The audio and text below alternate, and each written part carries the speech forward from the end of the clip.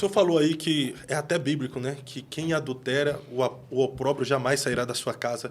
Isso fala de uma espécie de maldição geracional? Não, Você acredita nisso? Não, nada de maldição, essas coisas hereditárias, não. O que eu acredito é que é uma vergonha que fica lacrada, marcada no coração da pessoa que adultera. O cara fica conhecido pelo adultério que cometeu. É uma vergonha. Você prega tudo sobre Davi, mas você não esquece que ele matou um cara e tomou a mulher dele. Existiam uns irmãos tentando passar um pano para Davi. Ele falou, mas pela lei Davi podia se deitar com Batseba. Porque quando alguém ia para a guerra, a mulher do cara era... Não, o cara só tinha uma ovelha, né? Davi tinha quantas ovelhas queria. Né? Então Davi... Porque tem gente que tem zóio de tandera, né? Ele tem e quer o que você tem também. Zóio de tandera. Faz tempo que eu não ouço essa expressão, cara. É verdade. Verdade. Mas tu não acredita em maldição geracional, então? Não existe. Mas vamos pegar... Eu vou provar que existe agora, pegando a história de Davi. Opa! Maldição hereditária? Não, maldição geracional. O que seria uma maldição geracional? Davi adulterou. Ah. Me fala como é que foi a vida de Salomão. Não estava relacionada ao pecado do pai? A vida de Salomão foi boa. Foi boa, mas ele caiu praticamente no mesmo pecado do pai e acabou morrendo como idólatra. Ele adulterou? Salomão? Mostra o adultério dele aí na Bíblia. Rapaz, o cara tinha 1000 mulheres. Mostra se ele não adulterou... Mostra o adultério dele. Não. O pai dele tinha 9. Vem cá, 8 mulheres. se hoje você é casado, tem uma mulher, se tu ficar com outra no adultério, não é? Mas eu tô devendo hoje e Salomão devendo ao mesmo tempo que eu? Mas o cara morreu em idolatria. Prova pra mim o adultério de Salomão. Não, eu não vou provar pra você o adultério de Salomão, que você não vai provar? mas contextualizando com a nossa vida hoje... Você sabe que você não vai provar? Porque não existe o adultério de Salomão. Você tá falando besteira. Escuta aqui. O que aconteceu na família de Davi foi consequência do pecado de Davi. Então, a filha é estuprada. Mas consequência não... A filha é estuprada. Não. Porque o que acontece? Quando um líder peca, todo mundo que está abaixo da liderança paga o preço pelo pecado do líder. Todos pagam. Ali é uma liderança. Davi era uma liderança. O fracasso de Davi expôs todo o fracasso da sua família, que já era fracassada. Pega Davi. Assim que Davi assume o trono, a primeira coisa que Davi faz, qual que é? Primeira coisa, lá em 2 Samuel, capítulo 5, o cara é ungido, todo mundo, eles reconhecem Davi. Eles reconhecem Davi como alguém que fez muito pelo povo, sem ser o rei. Eles ungem Davi, reconhecem Davi, proclamam Davi como rei, e aí eles fazem uma outra coisa. Aí o que Davi fez? Davi pede para trazer Mical. Quem era Mical? A ex-mulher de Davi, que já estava casada com outro. Então, Davi sempre fez o que muitos fazem hoje. Abuso de autoridade. Ele disse, não, já está casado, mas eu quero assim mesmo. Então, o cara foi lá, buscou Mical. A Bíblia disse que o marido dela veio arrastando, chorando. O cara disse, vai-te embora, não vão te matar. E Davi trouxe Mical para a vida dele. Todas as vezes que você trouxer o seu passado para o seu presente, o seu passado não vai gerar nada. Então, Mical fica na casa de Davi, gera um transtorno, um problema, um conflito, porque Davi vai buscar a arca, aquela história que a gente já sabe. Traz a arca, e a Bíblia diz assim, que eles discutiram, a Bíblia é pontual e pragmática, diz assim, e Mical morreu e não teve filhos, porque a partir daquela briga, Davi não teve relação sexual com Mical. Então, não era porque ela era estéril? Não. É porque o seu passado não gera nada no seu presente.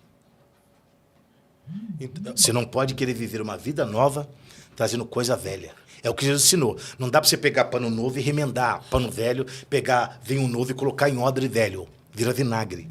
Então você não pode trazer para a sua vida coisa que está no seu passado. Eu vou voltar nesse pastor, que eu não quero ficar falando o nome dele. Essa moça era o passado dele. Ele trouxe o passado para o presente dele. Cara, vai dar ruim. Vai dar ruim. O seu passado não tem nada a ver com você. O seu passado, as roupas que eu usei há 3, 4, 5 anos atrás, não servem, não me cabe hoje. Muitas coisas que eu falei de forma equivocada, por ignorância, por falta de conhecimento bíblico, tá? Eu não falo hoje, porque tem coisa lá que não dá para você trazer para cá. A igreja tomou um rumo, porque tem coisa que faziam lá que não dá para fazer aqui. Tem coisa que era abominável lá, que antes era, por exemplo, televisão, coisa do diabo, do demônio, do inferno. Hoje já não é. Se você trouxer esse passado para esse presente, vai dar ruim. Vai dar ruim. Então, o que Davi sofre é a consequência de uma família sem estrutura. Olha o absurdo. Ele chora por Aminon que morre, mas ele não procura Tamar que foi estuprada. Por Aminon. Por Aminon. A igreja chora por pastores que caem. Mas essa mesma igreja não chora pelas Tamares que foram estupradas, violentadas, abusadas. E que sofreram adultério, e caíram com outros pastores. Elas são Jezabéis, prostitutas, não sei o quê. E é isso aí, que a gente já falou em outros podcasts. Mas esse é o caminho da coisa. Então, assim, Davi protege Aminon, chora por Aminon, mas ele não chora por Tamar, a estuprada. Ninguém nem sabe que fim que deu Tamar. Tá entendendo? Então, assim, não há um pecado geracional na família de Davi, na minha opinião. O que há é um tumor que foi exposto e que já existia, só que nunca tinha sido mostrado. O pecado de Davi só foi consequência, só expôs o que já estava lá. Então você não correlaciona a vida de Salomão, que se perdeu em idolatria, e eu aqui tenho até muito temor em dizer que Salomão perdeu a salvação. Sim, porque... Que eu não posso dizer que ele perdeu a salvação, assim, porque ele morreu em idolatria. Qual seria o exemplo que ele teve de Davi? Davi foi idólatra? Não. Então, ele se perdeu. E por que ele se perdeu? Mas Davi foi mulherengo. E por que ele se perdeu? O texto é assim, ó. E Salomão aparentou-se com a filha de Faraó. Meu amigo, a Bíblia diz em Deuteronômio 32, não ararás a terra com boi e com jumento. Não dá. Então, a aliança que ele faz com o rei do Egito, isso é tão explícito que quando ele vai falar sobre Sulamita, ele fala, as éguas de Faraó te comparam à amada minha. Porque as éguas de Faraó eram os melhores cavalos que existiam naquela época, eram oriundos do Egito e eram tratados de maneira espetacular. Então, assim, é a aliança que ele fez. Não tem a ver com pecado geracional, tem a ver com aliança. Veja o conselho que o pai dele deu para ele. Provérbios capítulo 4, quando eu era de tenra idade, na casa do meu pai disse, meu filho, vende tudo que você tem e adquire sabedoria, amarra no teu pescoço, anda com ela. Davi ensinou para ele o caminho da sabedoria. Davi ensinou para ele os traços. Tem vários provérbios que ele fala, quando eu era criança na casa do meu pai, e o meu pai me disse, veja o que Davi ensinou e o rumo que ele tomou.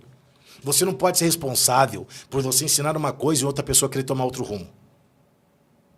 Você não pode responder por essa pessoa. Mas quando eu ensino uma coisa e as minhas atitudes não convergem com os meus ensinamentos? Mas depois do adultério de Davi, qual o erro que Davi cometeu? Depois do adultério. O adultério foi perdoado, confessado, deixado. Davi não tornou-se adúltero. O sinal de que Deus perdoou Davi é que Deus não matou Salomão, mas matou a criança. A primeira criança. Deus matou. Quando nasce Salomão, o que a Bíblia diz? E Davi pegou e chamou de Salomão, que quer dizer pacífico. O Davi está dizendo o que para Deus? Eu quero um tempo de paz. Eu não quero guerra com o Senhor, não. Eu não quero guerra com o Senhor, não. E aí ele pegou o menino e deu para o profeta. E aí o profeta chamou de Gedidias, quer dizer, amado do Senhor. Então, se Salomão ainda fosse fruto de um adultério ou de algo que Deus tal, ele não seria amado do Senhor. O Senhor não apareceria para ele 2 vezes. Quando ele termina o templo, e quando ele pede sabedoria, e quando ele termina, o Senhor não apareceria para ele, como apareceu 3 vezes. Apareceu quando ele sacrificou os bois, os 1000 bois, e aí Deus disse, o que você quer? Quero isso, tal, beleza, apareceu.